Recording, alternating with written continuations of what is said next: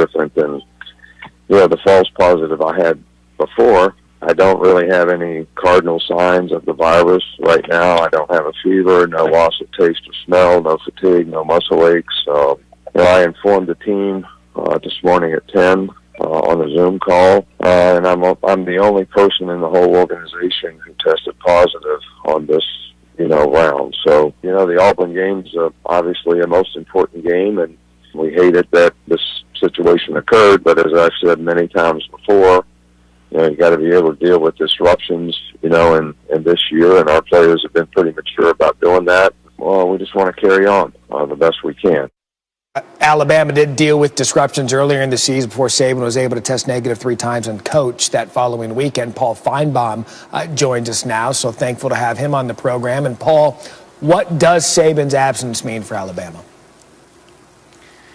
It will obviously mean a great deal. He's arguably the greatest coach in college football history, Matt, but I don't think it's going to affect the outcome of the game. When we convened a couple of weeks ago, 5 weeks ago, for the Georgia game, there was a real concern that Saban's absence could cost Alabama that win. That was an Alabama team that had not progressed, especially on the defensive side of the ball. This team is playing better than anyone in the country, evidenced by the #1 ranking. And they've already been through this drill before. Steve Sarkisian, who has been a head coach at Washington and at Southern Cal, will take over. They feel comfortable. It's also the middle of the week where the game plan has pretty well been put in, and obviously they know Auburn very well. They lost to Auburn last year at Jordan-Hare Stadium. Yeah, it's a weird week because it's Thanksgiving week. Perhaps the schedule a little bit all over the place, but just the fact that we've had this before with Alabama this year would lend you to believe that maybe not as significant of a loss this time because they've already been through it before. Sans game day. Want to come now? This news comes out just about 24 hours after that first college football playoff ranking was released. You said it a second ago. Alabama, #1 of the college football playoff rankings for the 19th week, more than twice as many as any other school, averaging over 49 points per game, by far the most of any Power 5 team. Notre Dame second. After starting the season 8-0 for the 4th time over the last 25 seasons, they've scored at least 45 points in 3 of their last 4 games, with 2 of those coming on the road and the other in an overtime thriller over Clemson. Speaking of the Tigers, they get the 3rd spot. They already lost to Notre Dame since the college football playoff began. Listen to this. No team ranked 3rd in the initial rankings even made it to the playoff. They hope to break that trend. The Buckeyes are 4th. After escaping with the win against Indiana, they now set their sights on entering the Big Ten Championship undefeated, with FPI giving them an 87% chance to win their final 3 regular season games. And Texas A&M just outside the all-important top 4. Aggies get back on the field for the first time in 3 weeks Saturday against LSU after having the previous 2 games postponed. So the rest of the top 10 is as follows. Cincinnati has the best shot to make the college football playoff, 36%, that according to the All-State Playoff Predictor. One team noticeably absent, BYU. They started 9-0. Best scoring margin in the FBS, coming at 14th. Their schedule has not been good. That's what's keeping them out. And so, Paul, we take a look at the rankings and some of the teams that are in the top 4, 5, and 6, and then the rest. What was your biggest takeaway from the rankings release last night? Well, a couple of things, Matt. You mentioned BYU. There has been a hue and cry all over the country today. Why are they so low? Their schedule is the reason. Cincinnati, from the group of 5, can they find a way into the playoffs? It looks like they're not going to play this weekend. That hurts them, even though it wasn't a high-quality game. But their schedule may haunt them a little bit, especially for this reason. They're up against tailwinds from 2 conferences, the ACC and the SEC. The SEC has 3 legitimate shots. We know about Alabama.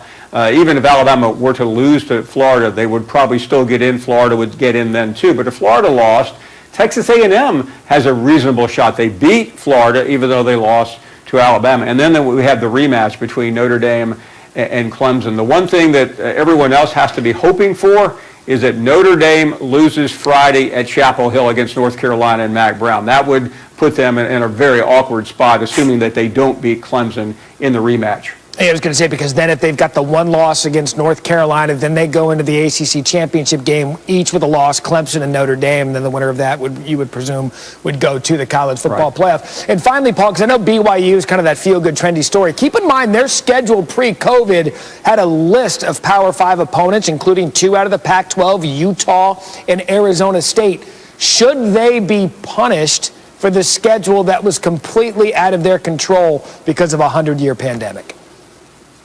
Well, they shouldn't be, but they will be, Matt, because this committee, this 13-member committee, looks at the schedule that they're playing, not the one that they were going to. Like Ohio State, how good a position would they have been in had they gone out to Oregon during week 2 instead? They played Nebraska, which didn't help them at all. But the most important thing to remember, in 2014, the first playoff committee rankings, Mississippi State was number 1, so they were nowhere to be found at the end of that season.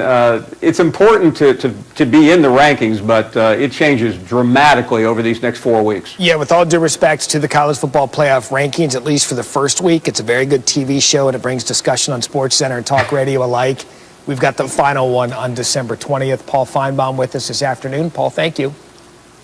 Thank you, Matt. We've got breaking news here on SportsCenter. Diego Maradona, one of the greatest soccer players of all time, no stranger to controversy, has died of cardiac arrest at age 60 in his native Argentina.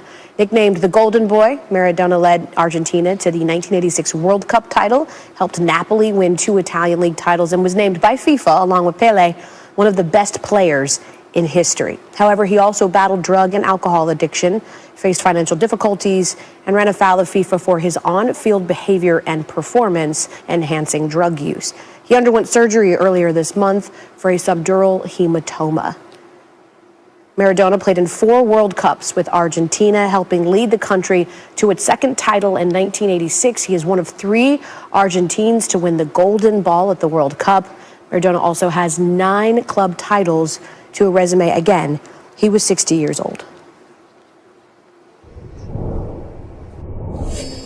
Some starting quarterback news in the NFL. It's going to be Mike Glennon getting the start for the Jaguars, replacing rookie Jake Luton. It'll be Glennon's first start in 3 years. Brandon Allen, also starting news. He's going to take over for Joe Burrow in Cincinnati, who was out for the season after blowing out his knee last week. This was first reported by the NFL Network and confirmed by ESPN. And the Browns said today that another player's tested positive for coronavirus, the 4th player in the last 2 weeks. Myles Garrett missed last week's game after being put on the reserve COVID list. He's going to stay there for Sunday's game at Jacksonville.